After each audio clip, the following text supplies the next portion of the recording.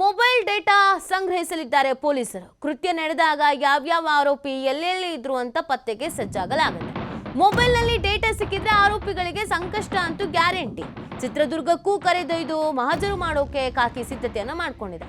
6 ದಿನಗಳಲ್ಲಿ ಎಲ್ಲ ಪ್ರಕ್ರಿಯೆಯನ್ನ ಪೂರ್ಣಗೊಳಿಸೋಕೆ ಪೊಲೀಸರು ಸಿದ್ಧತೆಯನ್ನ ಮಾಡ್ಕೊಂಡಿದ್ದಾರೆ. 6 ದಿನ ಕಸ್ಟಡಿಗೆ ಪಡ್ಕೊಂಡಿದ್ದಾರಲ್ವಾ, ಈ 6 ದಿನದಲ್ಲಿ ಎಲ್ಲವನ್ನೂ ಕೂಡ ಮಾಡಬೇಕು. ಚಿತ್ರದುರ್ಗಕ್ಕೂ ಈ ಆರೋಪಿಗಳನ್ನ ಕರೆದುಕೊಂಡು ಹೋಗುವಂತ ಪ್ಲಾನ್ ಇದೆ. ಯಾಕಂದ್ರೆ ಅಲ್ಲಿಂದನೇ ಕರ್ಕೊಂಡು ಬಂದಿರೋದು. ಹೆಂಗ್ ಕರ್ಕೊ ಬಂದ್ರಿ, ಆತ ಎಲ್ಲಿದ್ದ, ಅಲ್ಲಿಂದ ಹೇಗೆ ನಿಮ್ಮ ಕಾರ್ ಹತ್ತಿಸ್ಕೊಂಡ್ರಿ, ಯಾವ ಮಾರ್ಗದಲ್ಲಿ ಬಂದ್ರಿ, ಯಾವ ಟೋಲಲ್ಲಿ ನೀವು ಪಾಸ್ ಆಗಿದ್ದೀರಾ, ಯಾಕಂದ್ರೆ ಅದೆಲ್ಲವೂ ಕೂಡ ಇಂಪಾರ್ಟೆಂಟ್ ಅಲ್ವಾ. CCTV ವಿಜುವಲ್ಸ್ ಅನ್ನ ತೆಗೆದುಕೊಳ್ತಾರೆ. ಚಿತ್ರದುರ್ಗದಿಂದ ಬೆಂಗಳೂರಿಗೆ ಬರೋವರೆಗೂ ಟೋಲ್ಗಳು ಯಾವ್ದಾದ್ರು ಸಿಕ್ಕುತ್ತಾ, ಅದರಲ್ಲಿ ಆ ಕಾರ್ನಲ್ಲಿ ಯಾರೆಲ್ಲ ಇದ್ರು, ಏನು ಎತ್ತ, ಅದೆಲ್ಲವೂ ಕೂಡ ಮಾಹಿತಿಯನ್ನ ಕಲೆ ಹಾಕ್ತಾರೆ.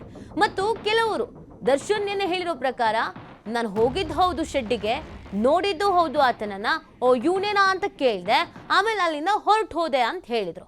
ಆದ್ರೆ ಅವರ ಜೀಪಿನ ಚಲನವಲನ ನೋಡಿದಾಗ ರಾತ್ರಿ 8:30ಗೆ ಹೋದವರು 9:00ಗೆ ವಾಪಸ್ ಬಂದಿದ್ದಾರೆ ಆ ಶೆಡ್ಡಿಂದ. ಮತ್ತು ಬೆಳಗಿನ ಜಾವ 3:20 ಸುಮಾರಿಗೆ ಹೋಗಿದ್ದಾರೆ. ಈ ಸಂದರ್ಭದಲ್ಲಿ ಅವರ ಮೊಬೈಲ್ ಡೇಟಾ, ಅವ್ರು ಎಲ್ಲಿದ್ರು, ಅವರು ಇದೇ ಲೊಕೇಶನಲ್ಲಿ ಇದ್ರಾ ಅಥವಾ ಬೇರೆ ಲೊಕೇಶನಲ್ಲಿ ಇದ್ರಾ, ಈ ಪೋಸ್ಟ್ ಮಾರ್ಟಮ್ ಸಂದರ್ಭದಲ್ಲಿ ಆತನ ಜೀವ ಎಷ್ಟೊತ್ತಿಗೆ ಹೋಗಿದೆ ಅನ್ನೋದು ಕೂಡ ಗೊತ್ತಾಗತ್ತೆ. ಈ 8:30ಯಿಂದ 9:00 ಒಳಗೆ ಏನಾದರೂ ಜೀವ ಹೋಗ್ಬಿಟ್ಟಿದ್ರೆ ಮತ್ತೆ ದರ್ಶನ್ಗೆ ಅದು ಸಂಕಷ್ಟ ಆಗತ್ತೆ. ಯಾಕಂದರೆ ದರ್ಶನ್ ಹೇಳಿರೋದು, ನಾನು ಕೊಲೆ ಮಾಡಿ ಅಂತ ಹೇಳಿಲ್ಲ ಅಥವಾ ನಾನು ಮಾಡಿಲ್ಲ, ನಾನು ಹೋಗಿದ್ದೆ ಬಂದಿದ್ದೆ ಅಷ್ಟೇ ಹೇಳಿದ್ದಾರೆ. ಸೊ ಇದೆಲ್ಲವೂ ಕೂಡ ಇಂಪಾರ್ಟೆಂಟ್ ಆಗತ್ತೆ. ಆ ನಿಟ್ಟಿನಲ್ಲಿ ಇವರ ಮೊಬೈಲ್ ಲೊಕೇಶನ್ಸ್ಗಳು ಎಲ್ಲೆಲ್ಲಿ ಇತ್ತು, ಇಷ್ಟೂ ಆರೋಪಿಗಳು ಕೊಲೆ ನಡೆದಂಥ ದಿನದಲ್ಲಿ ಅಥವಾ ರೇಣುಕಾಸ್ವಾಮಿಯ ಜೀವ ಹೋದಂಥ ಸಂದರ್ಭದಲ್ಲಿ ಇವ್ರ ಲೊಕೇಶನ್ಗಳು ಎಲ್ಲೆಲ್ಲಿ ಆಕ್ಟಿವ್ ಆಗಿದ್ವು. ಪವಿತ್ರ ಗೌಡ ಕೂಡ ಈ ಶೆಡ್ಗೆ ಬಂದಿದ್ರು, ಪವಿತ್ರ ಗೌಡ ಕೂಡ ಹೊಡೆದಿದ್ದಾರೆ, ಹೊಡಿ ಅಂತ ಹೇಳಿದ್ದಾರೆ, ಇದೆಲ್ಲವನ್ನ ಹೇಳಲಾಗ್ತಾ ಇದೆಯಾ. ಪವಿತ್ರ ಗೌಡ ಮೊಬೈಲ್ ಲೊಕೇಶನ್ ಎಲ್ಲಿತ್ತು, ಈ ಶೆಡ್ಡಲ್ಲಿ ಇತ್ತ ಅಥವಾ ಕೊಲೆ ಆದಂಥ ದಿನದಲ್ಲಿ ಆಕೆ ಎಲ್ಲೆಲ್ಲಿ ಓಡಾಡಿದ್ರು, ಇದೆಲ್ಲವೂ ಕೂಡ ಗೊತ್ತಾಗತ್ತೆ. ಹಾಗಾಗಿ ಮೊಬೈಲ್ ಡೇಟಾ ಸಂಗ್ರಹಕ್ಕೆ ಪೊಲೀಸರು ಇದೀಗ ಮುಂದಾಗಿದ್ದಾರೆ. ಒಟ್ಟಿನಲ್ಲಿ ಈ ಪ್ರಕರಣದಲ್ಲಿ ಯಾರೇ ಇದ್ರೂ ಕೂಡ ತಗ್ಲು ಹಾಕೊಳ್ಳೋದಂತೂ ಫಿಕ್ಸ್ ಅನ್ನೋದು ಗೊತ್ತಾಗ್ತಾ ಇದೆ. ಯಾಕಂದರೆ ಟೆಕ್ನಿಕಲ್ ಎವಿಡೆನ್ಸ್ ಇಲ್ಲಿ ತುಂಬಾ ಮುಖ್ಯ ಆಗುತ್ತೆ. CCTV ವಿಜುವಲ್ಸ್ಗಳು ಆಲ್ರೆಡಿ ಸಿಕ್ಕಿದೆ, ನೀವು ಗಮನಿಸ್ತಾ ಇದ್ದೀರಾ.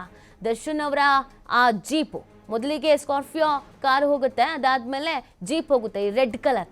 ಸಾಮಾನ್ಯವಾಗಿ ದರ್ಶನ್ ಫ್ಯಾನ್ಸ್ಗೆ ಈ ಕಾರಿನ ಬಗ್ಗೆ ಚೆನ್ನಾಗಿ ಗೊತ್ತಿದೆ. ಬಿಕಾಸ್ ಆ ಕಾರಲ್ಲಿ ತುಂಬ ಓಡಾಡ್ತಾ ಇದ್ರು ಅವರು, ಎಲ್ರಿಗೂ ಗೊತ್ತಿದೆ.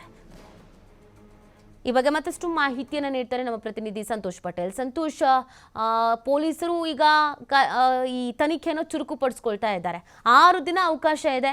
ಈ 6 ದಿನದಲ್ಲಿ ಆರೋಪಿಗಳನ್ನ ಎಲ್ಲೆಲ್ಲಿ ಕರ್ಕೊಂಡು ಹೋಗ್ತಾರೆ, ಯಾವ್ಯಾವ ಮಾಹಿತಿಯನ್ನ ಕಲೆ ಹಾಕ್ತಾರೆ ಮತ್ತು ಟೆಕ್ನಿಕಲ್ ಎವಿಡೆನ್ಸ್ ಯಾವ ರೀತಿಯಾಗಿ ಕಲೆ ಹಾಕ್ತಾರೆ ಅಂತ ಸಂತೋಷ್? ನಿತ್ಯ ಈಗಾಗಲೇ ಏನು ನಿನ್ನೆ 13 ಜನರನ್ನು ಕೂಡ ಕಸ್ಟಡಿಗೆ ಕೊಟ್ಟಿರುವಂತದ್ದು. 6 ದಿನಗಳ ಕಾಲ ಪೊಲೀಸ್ ಸ್ಟೇಷನ್ದಲ್ಲಿ ಇರ್ತಾರೆ. ಈ ಸಂದರ್ಭದಲ್ಲಿ ಪ್ರಕರಣಕ್ಕೆ ಸಂಬಂಧಪಟ್ಟ ಹಾಗೆ ಮಾಜರನ್ನ ಮಾಡಬೇಕು, ಮತ್ತೆ ಹೇಳಿಕೆಗಳನ್ನ ಪಡಿಬೇಕು, ವಿಚಾರಣೆಗಳನ್ನ ಮಾಡಬೇಕು. ಸೊ 13 ಜನರನ್ನು ಕೂಡ ವಿಚಾರಣೆಗಳನ್ನ ನಡೆಸುವಂಥದ್ದು. ಮತ್ತೆ ಇದರಲ್ಲಿ ಯಾರ ಪಾತ್ರ, ಕಿಡ್ನಾಪ್ ಮಾಡಿದವರು ಯಾರು, ಗಾಡಿಯನ್ನು ತೆಗೆದುಕೊಂಡು ಬಂದವರು ಯಾರು, ಆತನ ಮೇಲೆ ಹಲ್ಲೆ ಮಾಡಿದವರು ಅಂತ ಯಾರು. ಸೊ ಈಗ ಹಲವು ಆಯಾಮದಲ್ಲಿ ಕೂಡ ತನಿಖೆಯನ್ನು ಮಾಡ್ತಾರೆ. ಇನ್ನು ಮೊಬೈಲ್ CDRs ಗಳಿರ್ಬೋದು, CC ಕ್ಯಾಮೆರಾ ಫುಟೇಜ್ಗಳಿರ್ಬೋದು, ಇವೆಲ್ಲಾನು ಈಗಾಗಲೇ ತೆಗೆದುಕೊಂಡಿರುವಂತದ್ದು. ಇನ್ನು ಅದಕ್ಕೆ ಸಂಬಂಧಪಟ್ಟ ಹಾಗೆ ಏನು ನ್ಯಾಯಾಲಯಕ್ಕೆ ನೀಡಲು ಬೇಕಾಗಿರುವಂತ ಸಾಕ್ಷ್ಯಾಧಾರಗಳನ್ನ ರೆಡಿ ಮಾಡುವಂಥದ್ದು. ಇನ್ನು ಮಾಜರನ್ನ ಮಾಡಬೇಕು.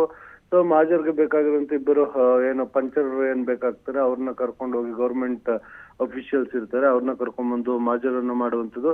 ಒಟ್ಟಾರೆಯಾಗಿ ಚಿತ್ರದುರ್ಗ ಸೇರಿದಂತೆ ಬೆಂಗಳೂರಿನ ಹಲವು ಕಡೆ ಮಾಜರನ್ನ ಮಾಡಬೇಕಾಗುತ್ತೆ. ಇದಾದ ನಂತರ ಇದರಲ್ಲಿ ಆರೋಪಿಗಳ ಪಾತ್ರಗಳು ಏನು ಹಣಕಾಸಿಗೆ ಏನಾದ್ರು ಕೊಟ್ಟು, ದುಡ್ಡನ್ನು ಕೊಟ್ಟು ಏನಾದ್ರು ತಮ್ಮ ಆಪ್ತರ ಜೊತೆ ಆತನ ಹಲ್ಲೆನ ಮಾಡಿ ಹತ್ಯೆಯನ್ನ ಮಾಡಿಸಿದ್ರ, ಇಲ್ಲ ಇವರು ಕೂಡ ಖುದ್ದಾಗಿ ಇವರೇ ಹೊಡೆದು ಹತ್ಯೆಯನ್ನ ಮಾಡಿದ್ರ ಅನ್ನೋದು ಕೂಡ ಈಗ ಅನುಮಾನ ಇರುವಂತದ್ದು. ಆಯಾಮದಲ್ಲೂ ಕೂಡ ತನಿಖೆಯನ್ನು ನಡೆಸ್ತಾರೆ. ತನಿಖೆಯನ್ನು ನಡೆಸಿ 6 ದಿನದ ಒಳಗಡೆ ಪೊಲೀಸರು ಮತ್ತೆ ಆರೋಪಿಗಳನ್ನ ನ್ಯಾಯಾಲಯಕ್ಕೆ ಹಾಜರುಪಡಿಸಿ ನ್ಯಾಯಾಂಗ ಬಂಧನಕ್ಕೆ ನೀಡುವಂತದ್ದು ನೀತಿ.